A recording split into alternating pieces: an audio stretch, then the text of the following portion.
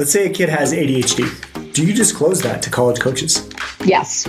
I agree 100%. Why? Why? Yeah, go ahead. Welcome to the Executive Function for All podcast. Today we're joined by Katie Anderson.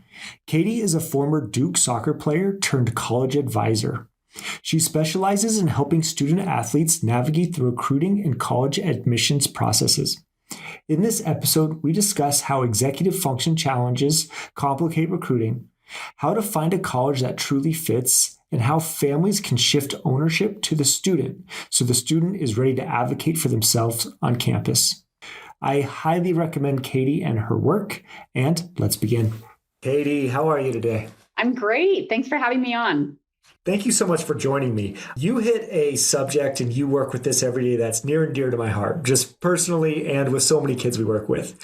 We see a ton of students with ADHD. They just don't stop moving. And what happens is over time, these kids who don't stop moving become really good athletes. And colleges start to look at them, or they have to, they want to pursue that path. And then they get smacked by this college application process. Just because they're good athletes doesn't mean they know what they're doing in this process. So I wanted to dive into that with you today. Wonderful. So when you're going through this process with your student athletes, what are the biggest executive function challenges you see our student athletes get stuck with? Well, there are quite a few. And I think that they're the things that you probably work with a lot in your business as well. But with student athletes, on top of just normal college counseling and what it takes to go to college, you've also got this for kids who are trying to get recruited, you have this recruiting process that's an additional process on top of something that's already a big extra thing, right? So I think the first challenge I see is just overall time management and prioritization of tasks and the amount of tasks that have to happen over years, not just months. So, I'll talk a little bit kind of at the end about like how to break that down and make it more manageable, right? There's so many of them, and where do you start? So again, taking an inventory of the first 5 things that have to happen instead of the first 25 things that have to happen helps to keep that task list a little smaller. I also think that just general organization and follow through, again, because of the volume of things that have to happen and they're happening over time and they're happening because they're blended in with a lot of other things. And it's so easy. Kids today, they're much better at answering a text message than they are an email. There's so many extra things that have to happen that the follow through doesn't always happen at all or happen in a timely manner. Those are things that families and students need to be just aware of so that they are paying attention daily to those tasks that have to happen. I think that kids, and this is probably one you see all the time, right? Kids who are student athletes, they tend to commit a lot of things to memory. They tend to, oh yeah, I'll remember that, right? They don't write things down. And for any student, whether it's a student struggling with ADHD and executive function issues, or just it's every kid who doesn't have those particular issues, writing things down, putting them on a calendar, putting them on a task list, and keeping that organized is definitely an important tool for being able to manage that. And I think sort of the last big challenge I feel, again, working with student athletes, is just the emotional regulation and control that it takes to not feel overwhelmed by the process, because it's a very big and long process. And it also has a lot of emotional highs and lows to, this.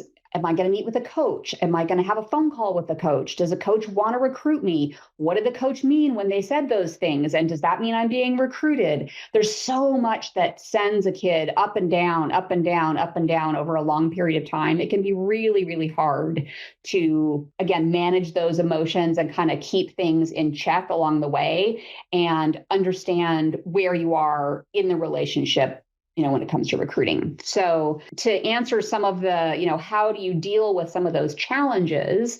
I think the first one is just, I really try to break the process down into clear, manageable steps. And manageable for a student with ADHD and executive function might be smaller tasks, more frequent meetings. The task list I might give to a student who I don't see as frequently might be a little bigger. It might have bigger things on it, right? So breaking that down into smaller things. And if we have to meet weekly or even sometimes multiple times a week, just to make sure things are getting done and doing those check-ins, right? Those are critical things. And I know you do that in your own practice, right? That's kind of an important, simple things. But I think every kid can benefit from that.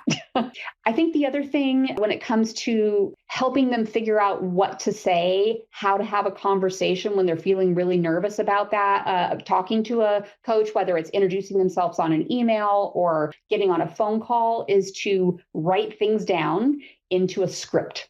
When you write out an email, don't put it in an email first, write it as a document, right? Write out all the things that you need to, the types of information you're going to want to include in that email, and take the time to sort of figure out what really belongs there and maybe what's extraneous. It's very easy when you're communicating with coaches to say too much, right? To tell your life story, to go above and beyond. When coaches have very little time to deal with this, they're after certain specific information. So write that all down.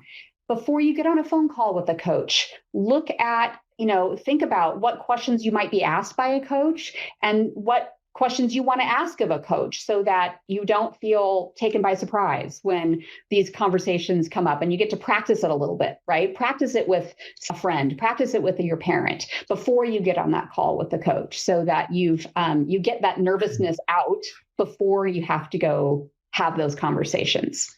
And then I think the last piece of staying organized is having really good systems in place. And like I said, whether that's a calendar where you keep information and you actually block off time on your calendar weekly to do certain tasks, or to remind yourself, to putting tasks in your phone to say, okay, this week I'm going to respond to 5 coaches, I'm going to make sure I check my email. I'm going to respond to 5 coaches or whatever that looks like.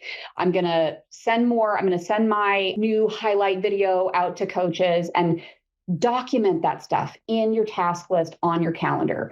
And then when you get responses back from coaches, having a spreadsheet or a document of some sort where you can kind of keep tabs on that stuff, because email gets out of control so fast for everybody, right? So keeping a simple document that keeps track of those things and allows you to really focus on the coaches that have said the things back to you where you need to start focusing your energy on those coaches, not just the coach who asked you to fill out a recruit form, but the coach who said, hey, I really liked what I saw in this video, and I'd really love to get on a phone call with you, right?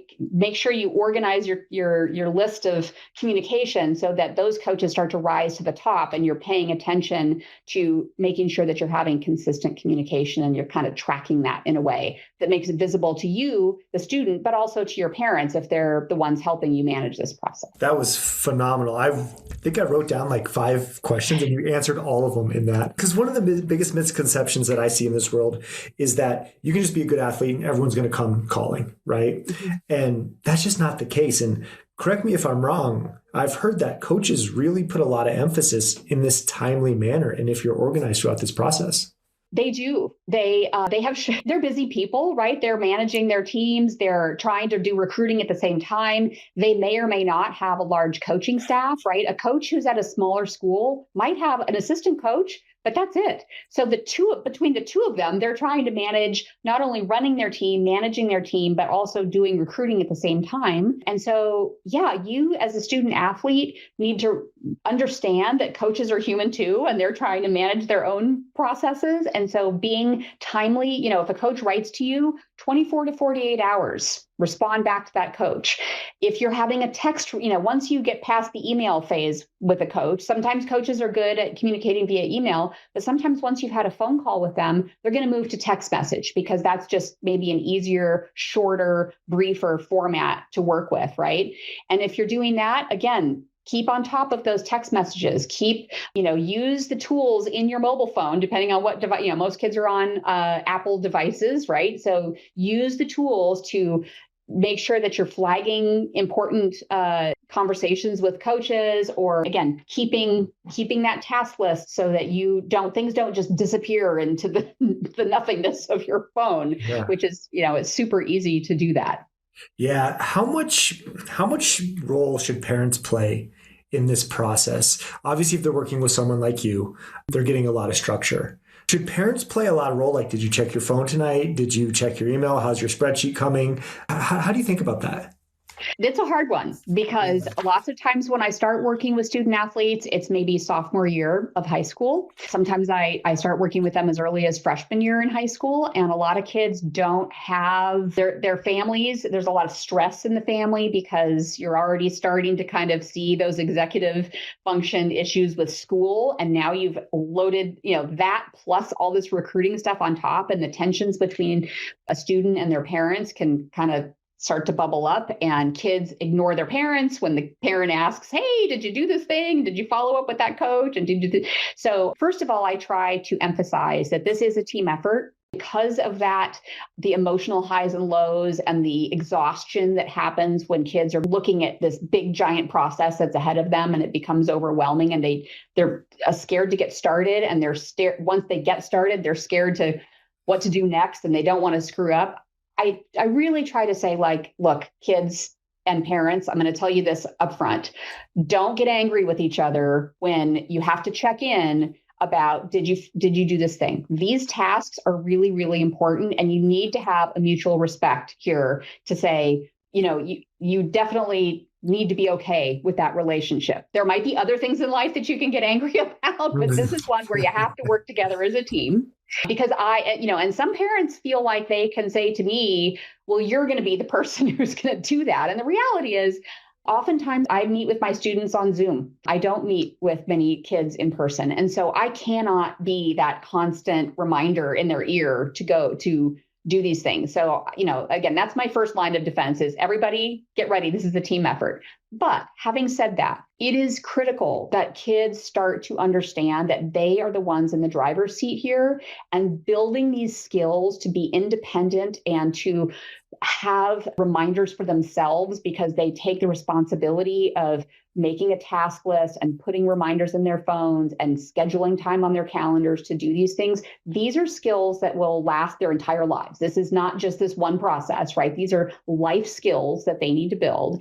And so having those kids sort of verbally acknowledge the fact that they need to take that level of responsibility in this process is part of them going like, okay, yes, I got it. And then usually over time, some kids are very mature in that way, and they can handle it right away and they do it automatically. And other kids need a lot more support and reminders. But the idea here is that you don't just give them this crutch of, you're going to have 5 people reminding you to do these things, right? Yeah. It is building a skill set that takes practice and consistent practice, so that hopefully by junior year and senior year, you see that student who maybe wasn't very mature sophomore and freshman year starting to then really understand, okay, this is my responsibility and I need to do these things. And hey, guess what happens when I actually follow through on those tasks and I do those things? My parents stop bugging me. My college counselor or my recruiting, support stops bugging me, and everybody starts to trust each other that things happened because you had it on the schedule. Yeah, well, you hit on so many good points that I want to reiterate because I think they're really important. The first one is that students who go through this process, and even if it's not pretty, they have an organizational system. And when we see kids bomb in college first couple of years, one of the first things we see is they just don't have an organizational system. So they start to develop that. And I love that. And then the advocacy thing that you said as well.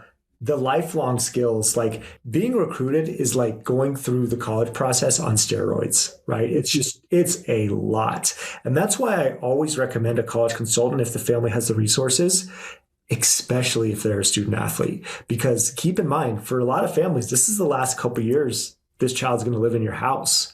And so they're going to need you. And so to have some support there could be really valuable. There's one other piece that we didn't touch on, the emotional regulation piece.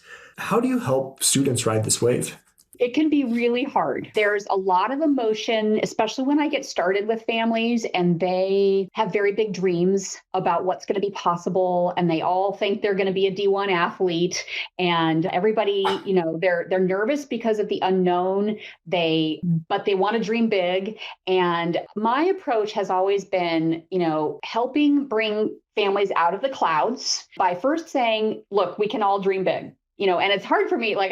Part of my own college experience was the fact that I got to dream big and I actually got to go do it. Right. I got to go to Duke. I got to play soccer. I got to do all those things. So it's hard talking to somebody who actually went and did it as the person who's I could imagine. Yeah. Right. But at the same time, I really try to say, okay, let's all dream big. Let's all, get all excited about this. But here is what's going to happen. I'm going to help you understand that finding the right fit, it takes a little bit. You got to kind of come down off that cloud a little bit and focus on fit as being the driving force here. And fit comes with understanding where you, the student athlete, have control. And this is a big thing for kids, is understanding who has control in this process. Now, college coaches have control over their recruiting process and whether or not they're going to see you, student athlete, as a potential recruit, right? You, the student athlete, have no control over what a college coach is going to do or say. But you as a student athlete and as a family do have control over doing an honest assessment of who you are as a student athlete, who you are as a student, who your family is, financially, where in the country you want to go, what size school is a good fit, and having an honest conversation about those things, and then developing a recruiting list that takes all of those factors into consideration and really says, okay, maybe I was shooting a little high when I said I wanted to go to Stanford because that's probably not affordable for my family, or I'm really not good enough. When I looked at the roster for that sport and I realized I'm not that caliber of athlete, and it's great that I've been dreaming big, but now I'm going to bring it back down. So I really emphasize that data is something that you can use to kind of bring all of that back into reality and focus on fit for the student athlete. Because at the end of the day, when the student athlete starts to email coaches and starts to contact coaches, put those dream schools on there. Go ahead and contact Stanford and UCLA and USC and all those schools, right? Go ahead and do it. But when they don't write back to you and they show no interest because those aren't a good fit for you are not a good fit for their program, pay attention to the schools that are responding to you. Because if those schools are a little different than, hopefully you put some of those other schools on there that are a good fit for you. When those are the schools that come knocking on your door, then you start to realize, okay, that's who's actually wanting to recruit me. And then you have to ask yourself, is that really, when I look at all the choices I have to make in the next year or two, right? Are those is that where I want to be an athlete? Is that where I want to be a student athlete? Is that where I want to, school that I want to graduate from? And has everything that I want, is the right price, is where I'm a good academic fit. It has the support for ADHD and, whatever, executive function or other issues that might be happening there. Right. So I guess the answer to the question is, how do I bring it all, get the families out of the clouds and control all of those emotions? It's to say that there's a lot of data that drives this process. And once you realize how to look at the data and how to put yourself into the mix and understand where that data becomes a good fit for you, that can help drive reasonable decision-making that then drives a process that is maybe a little more in line with what's realistic for your family and for your student athlete. Well, and I know this is one of your specialties is helping families design the list, right? So is there anything else you want to say about your process? So I start usually with, I have a document that I have student athletes and their parents fill out together before we meet. And part of that is so that when we have when I do my initial meeting with a family, it's not the first time they talked about it, right? I want them to sit down as a family and fill this thing out and really have to have a conversation first, especially regarding financials. I feel that financials are an area that a lot of families want to sweep under the rug and just say, we'll do whatever, we'll find a way to make it happen. And when I say, did you know that many of these very elite colleges are up in the $95,000 a year price range? And they go, okay, well, maybe that's not what we're Reel it back in a little bit. Yeah. It kind of, again, brings that reality back. Well, that's not really what we were thinking. We can afford $50,000 or we can afford $30,000. And then, so again, having that conversation before we actually talk. And then my first meeting with the family is about an hour and a half long. And it really involves, typical college counseling questions, but also a lot of athletic questions, and infusing the athletic experience both recruiting process wise, but also what it feels like to be an athlete at various types of schools across the country, because being an athlete at a USC is very different than being an athlete at, a Division III, Emory University, or, pick your pick your school. And, there's so many things that can be a different academic and athletic experience at those schools. So use that opportunity to talk about what those differences are and really get to the heart of what's driving the process. Oftentimes, families say to me, being at a school that's a good academic fit where I can be successful and I can go out in the world and get my first job, because most kids are not going pro after college. Most kids, they want to have athletics as part of their college academic experience, but they're not going to go off and, play professional, whatever. Then you get back to that heart of like, what's really, really important here is the academic experience.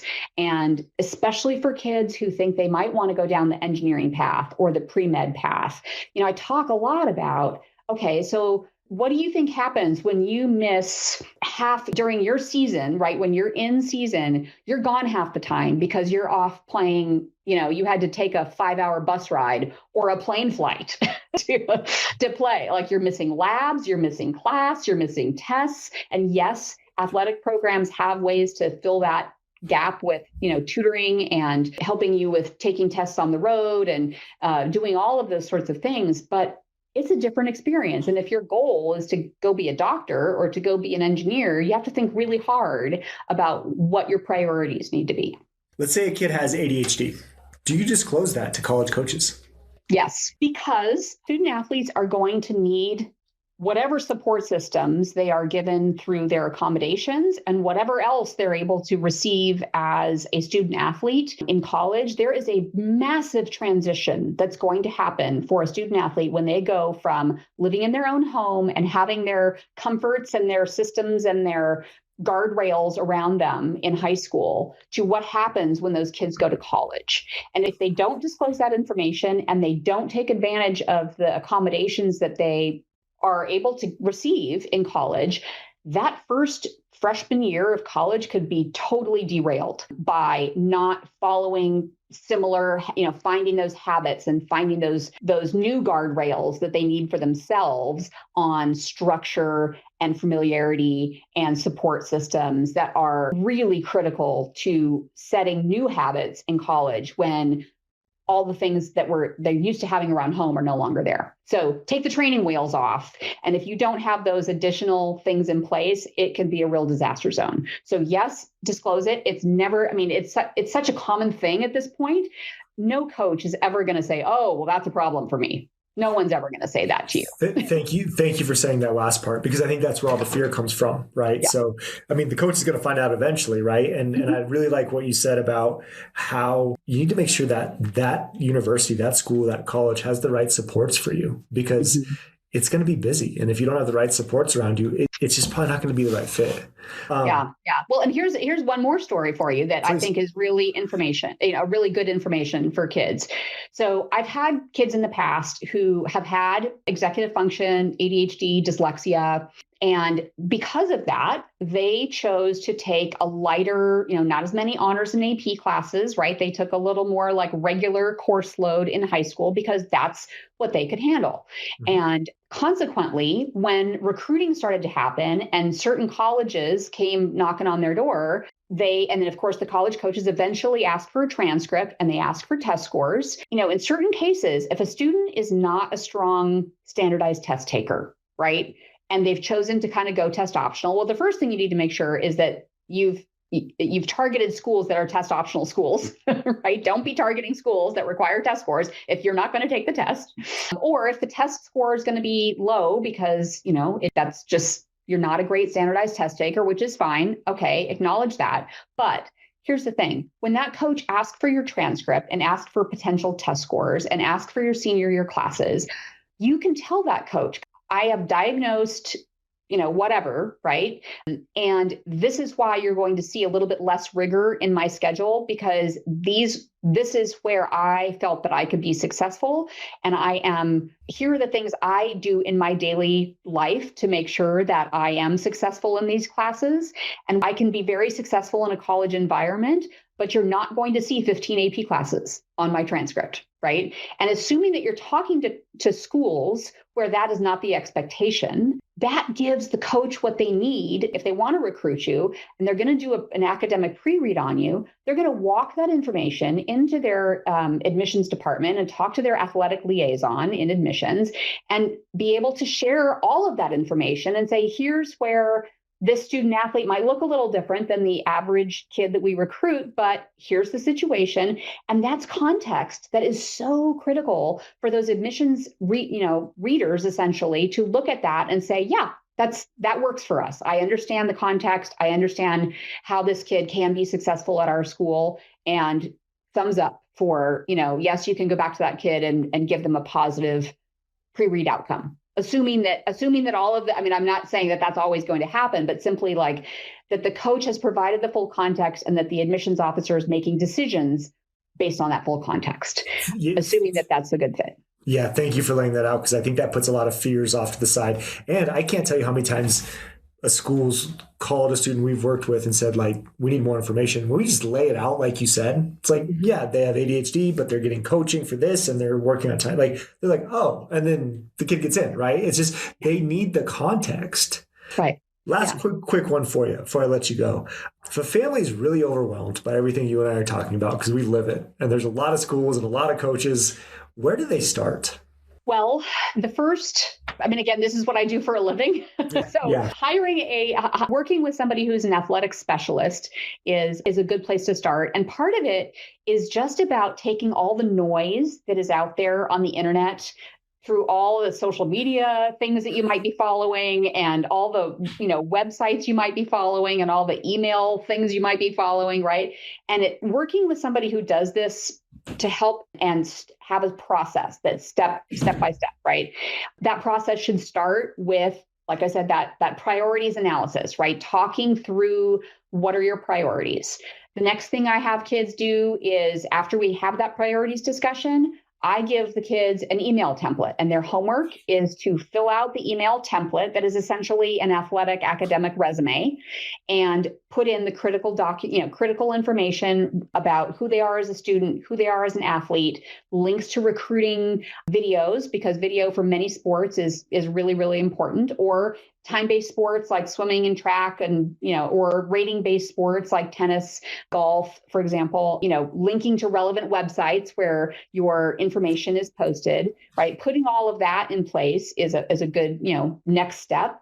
And then usually what I do is I start to take all that information from our initial discussion and turn it into a recruiting list, right? Narrow the focus of all the thousands of schools you can choose from in the United States, and take it down to okay, we've now eliminated a whole bunch of things that we don't need to worry about. And now let's just focus on the schools that are at least a first draft of a recruiting list. And you might want to start with 30 or 40 schools. And I know that sounds really big, but you are not applying to 30 or 40 schools. You are simply starting with a list of these 30 or 40 schools generally meet the criteria that we said we were going to start with. And you can certainly narrow that list even further, if you want.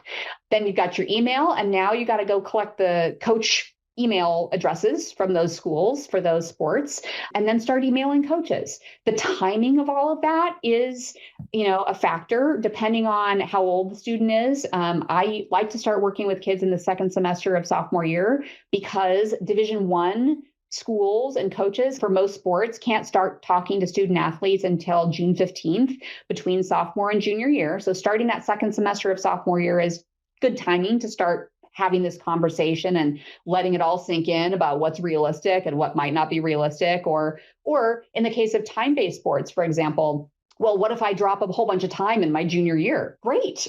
That opens up some more doors, right?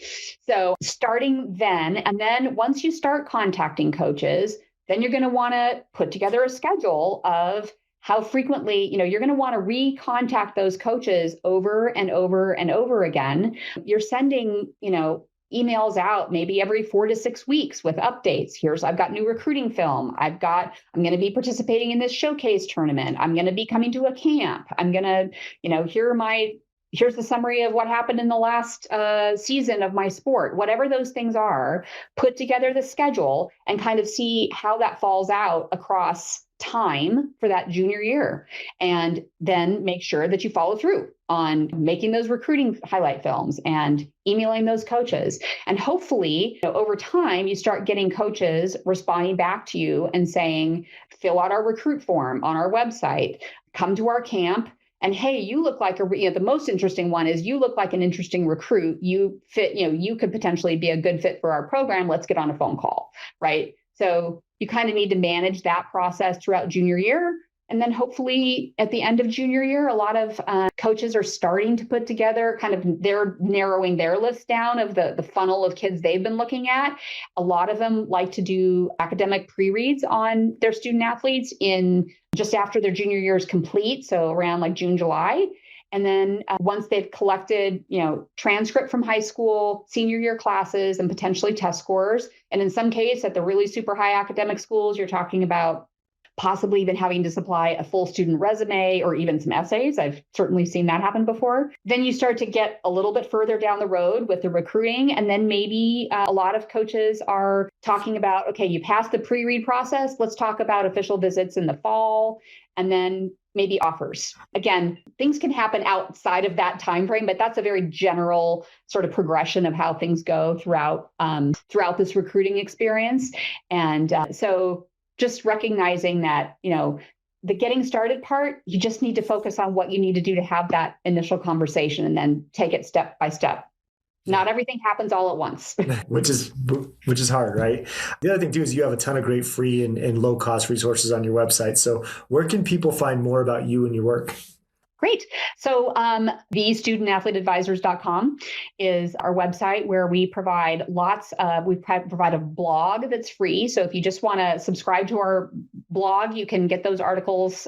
You can find us on LinkedIn, and we also have social media accounts, Instagram and Facebook. And then if you're interested in courses, we actually have, for families, we have courses that are specific to each sport. And that's about 4 hours of content specific to recruiting for each individual sport. And those are courses that we keep updated. We've got a lot of sports that we are still working on producing, but we've got a good list up there so far. So take a look, and hopefully if we don't have your sport yet, you can contact us and let us know you're interested. But especially for younger families, 8th grade, freshman year, it's a great 4 hours of, wow, this is what's going to happen in high school and what we need to be prepared for a pretty reasonable price. So great way to initiate that discussion with your own family so that by the time you get into sophomore year and you're ready to actually do something, you've got a pretty solid understanding of what's coming your way.